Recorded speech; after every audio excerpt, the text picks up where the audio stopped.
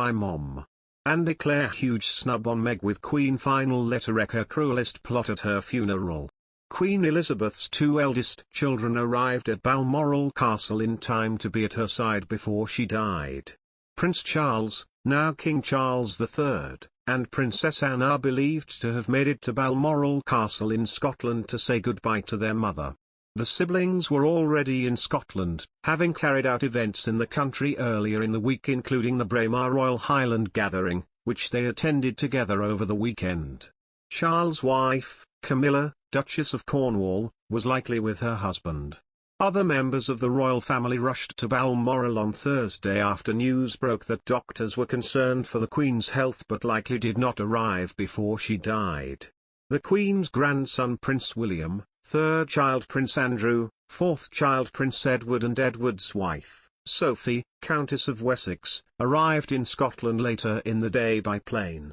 Prince Harry, who was in Europe this week with wife Meghan Markle for a series of charity visits, arrived in Scotland separately. King Charles and Queen Camilla travelled from Balmoral Castle to Buckingham Palace in London on Friday. Charles, 73, walked along the gates of the palace, where mourners left flowers and other tributes to the late Queen. He also greeted members of the public gathered outside the royal residence. In other news, Queen Elizabeth has written a letter that she ordained to open after 63 years from now, as per 7 News. Penned in November 1986 during her state visit, the late Queen ordained in her instructions to the Lord Mayor of Sydney, "Greetings. On a suitable day to be selected by you in the year 2085 AD, would you please open this envelope and convey to the citizens of Sydney my message to them." It's signed Elizabeth R. For nearly 36 years, the sealed letter has been enclosed in the Queen Victoria Building's vault, which was inaugurated in 1898 to celebrate the Diamond Jubilee of Queen Victoria. As per 7 News, the interesting note sits inside a glass case in a restricted area and nobody knows what the letter says, not even the Queen's personal staff.